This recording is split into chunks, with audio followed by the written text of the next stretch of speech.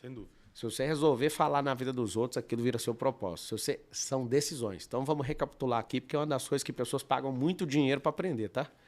Primeiro propósito, meu, seu, do Brunet é o mesmo. Governar sobre todas as coisas. Se você só souber... Um propósito universal.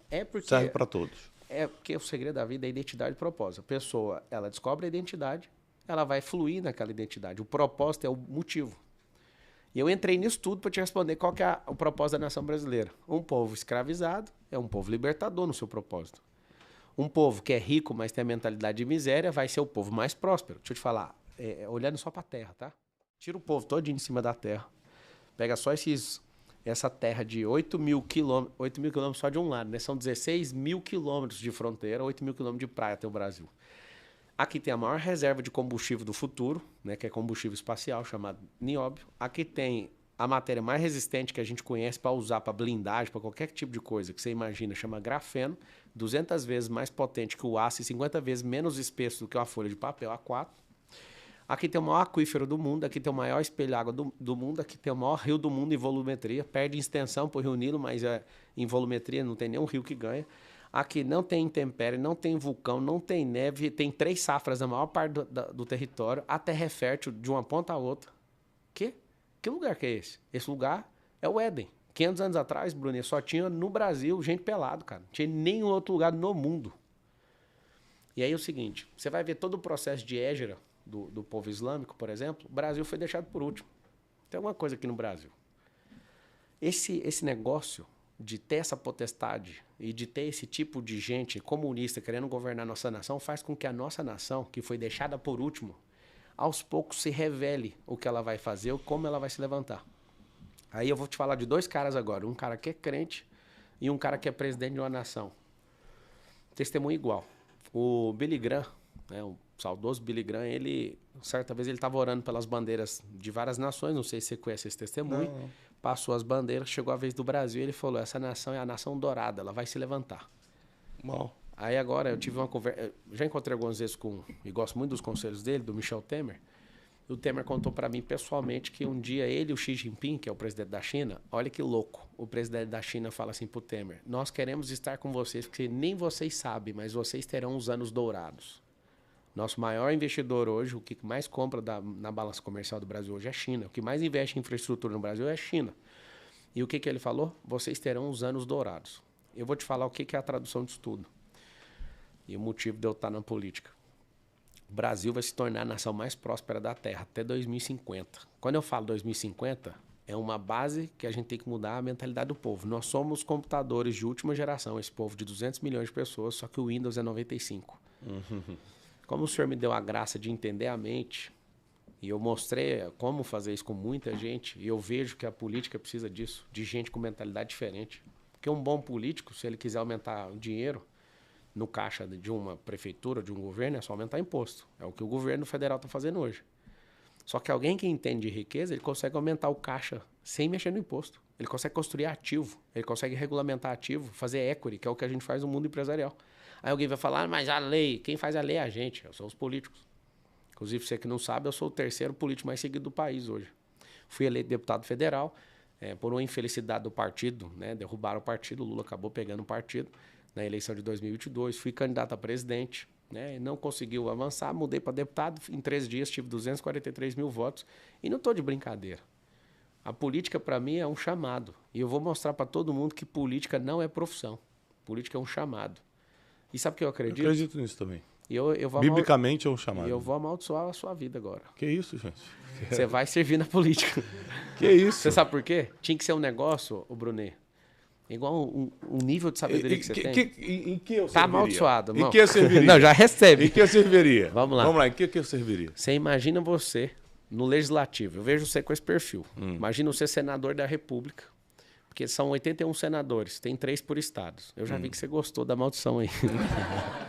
Ele não queria ser prefeito, já ficou claro. Não, é porque para mim tem uma diferença grande de político, por exemplo. O legislativo, para mim, é muito mais suave que o prefeito, o executivo, prefeito, governador, presidente. Não, eu vejo seu perfil de fato de um senador. Vou te explicar por quê. O Senado, diferente do deputado, ele defende o interesse do Estado. O deputado, ele defende o interesse do povo. Olha que interessante. Então, são 3 no Senado e são 70 na Câmara dos Deputados. E posso te falar uma coisa? Jesus vai governar a terra, né? O cara que tem um nível de sabedoria que você tem, ele vai te colocar em qual cargo? Você já parou para pensar? Não, sabia que eu não parei para pensar nessas coisas, apesar de saber que vai acontecer. Vai acontecer. Paulo fala assim em Coríntios, ó, acaso vocês não sabem que vocês julgarão os anjos? Não fala? É ele que fala. Aí você imagina, a gente compreende pouco de como vai ser esse milênio e a gente não se posiciona. Eu vou contar um segredo para você. Nós somos os trabalhadores da última hora, nós temos um chamado como nação de ser essa nação do avivamento, o povo que é rejeitado, largado, debaixo de perversão. O nosso país é o mais pervertido do mundo. Teve uma pesquisa de sexualidade. Mesmo? Tem. Eu Pode achava pesquisar. que era os Estados Unidos. Não, o Brasil está muito mais na frente. E principalmente por causa do calor humano aqui, é muito mais na frente. E eu falo para você que está assistindo é o seguinte, política não é uma brincadeira. O ideal mesmo é que pessoas com o nível de sabedoria desse homem aqui fosse legislador, para sentar e ponderar. Não é para falar, eu quero que faça isso aqui. Não, é gente que tem sabedoria pondera. Gente que tem sabedoria faz pergunta. Gente que prosperou, sabe por que eu não é de brincadeira? Se Deus me deu esse poder, eu te amaldiçoo mesmo, você vai servir de alguma forma. Ele sabe gosta por quê? de usar umas palavras fortes, né? Ele gosta. Sabe por quê, meu irmão? Você imagina, você vai para a política, serve o povo e depois prepara outra pessoa e entra, aí eu saio, o outro sai. Então, assim... Depois, se você quiser contar do vídeo que você me mostrou, eu acho muito forte para o pessoal saber esse nível de projeto. É porque assim, ó... Porque você está trazendo algumas coisas novas que nenhum político trouxe antes, está despertando uma nova consciência política no Vocês Brasil. entenderem é um novo movimento. como é que o nosso grupo ficou multibilionário. Não tem segredo. No formato tradicional é muito difícil. Isso aí levaria algumas décadas para acontecer. Em menos de uma década, a gente construiu um ativo multibilionário com um conglomerado de mais de 40 companhias. Tem um negócio chamado equity. Eu compro uma empresa, invisto o recurso nela para ela valer 20, 30, 40 vezes, dependendo do formato e de tecnologia própria e tudo. Você imagina o Estado, ao invés de aumentar o imposto, para aumentar a arrecadação, para ajudar mais pessoas, criar um sistema. Vou dar um exemplo. Não tem o Uber, que é uma empresa americana? Eu crio o Uber da prefeitura. Eu faço o cara que usa o Uber gastar menos. Eu faço o cara que dirige esse Uber da prefeitura ganhar mais. Eu aumento a contribuição previdenciária e não dou lucro para nenhum outro país. Porque o Uber leva o lucro para outro país. Claro. E se falar para você, esse ano está em prejuízo, é porque estão reinvestindo tudo e o equity do Uber é quase centenas de bilhões, para você entender. É um ativo absurdo o Uber no mundo hoje. Eu faço isso tudo, valorizo esse ativo, regulamento ele e vendo ele para a iniciativa privada. A iniciativa privada compra por alguns bilhões de dólares e eu devolvo esse dinheiro. Para o caixa, eles têm que seguir a orientação de ser barato para o povo, ser barato.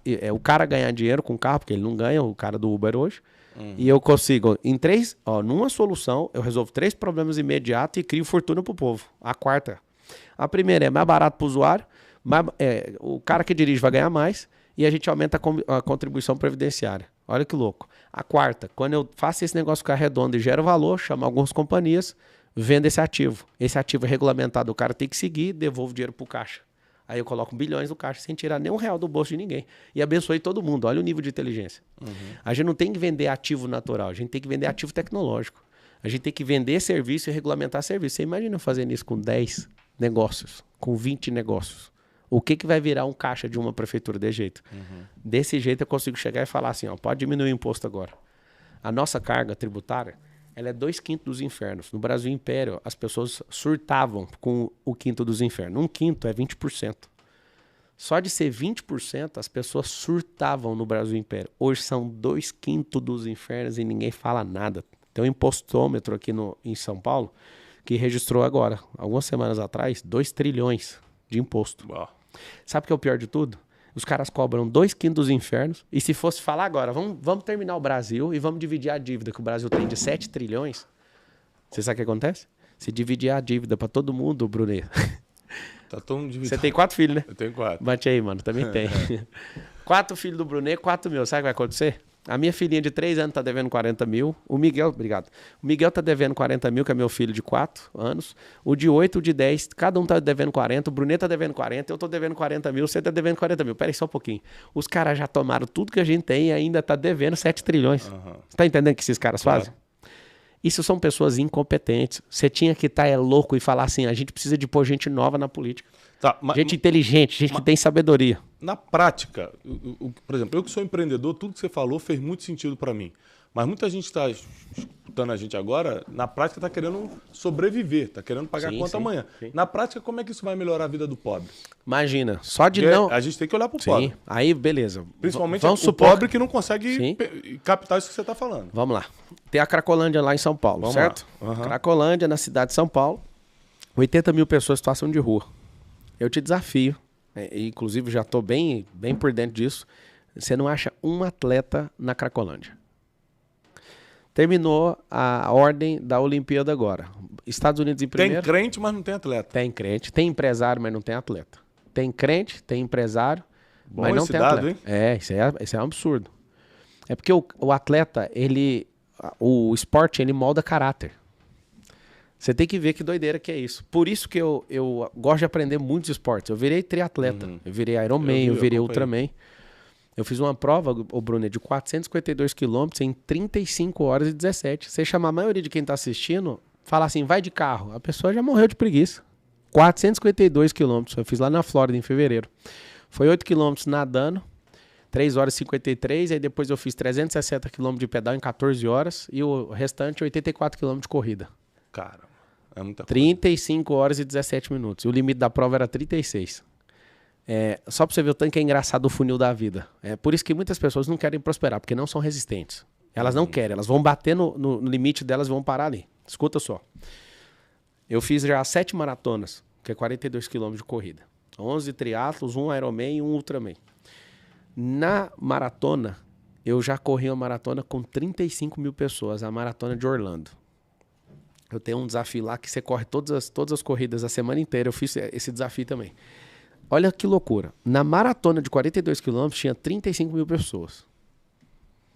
No Ironman tinha 2.200. No Ultraman tinha 14.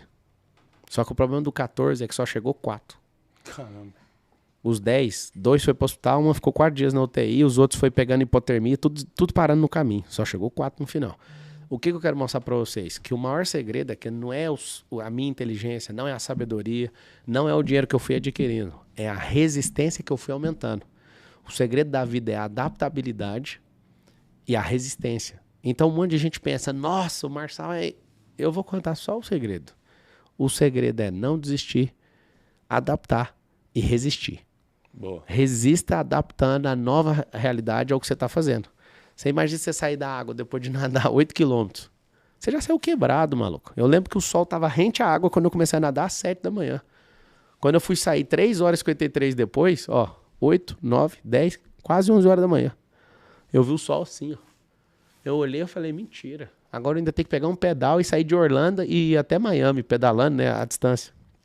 E você tem que pôr mais 60 quilômetros depois. Aí na hora que terminou, tava de madrugada, eu falei, agora é só pôr um tênis e correr mais 84. Sabe como que eu fiz isso? Que loucura. Contei um monte de história na minha cabeça. De hora em hora mudava de história. E corria, e ria, e chorava, e ficava louco, ficava normal. E adorava a Deus, e depois lia a Bíblia. E ficava lendo na minha cabeça. Prepara uma mesa na presença dos meus inimigos. E ria. E ficava maluco. Vai fazer o quê? Eu tenho que terminar essa prova. Eu sei que eu vi o sol subir 2 vezes. E vi a lua também, nessa mesma situação. Isso é assustador. Sugestão que eu dou para vocês. Assista, leia, entenda, interprete, viva e transborde resistência. Que é o que mais vai fazer você prosperar em toda a sua vida. Ser resistente a tudo. Cara, isso é forte, porque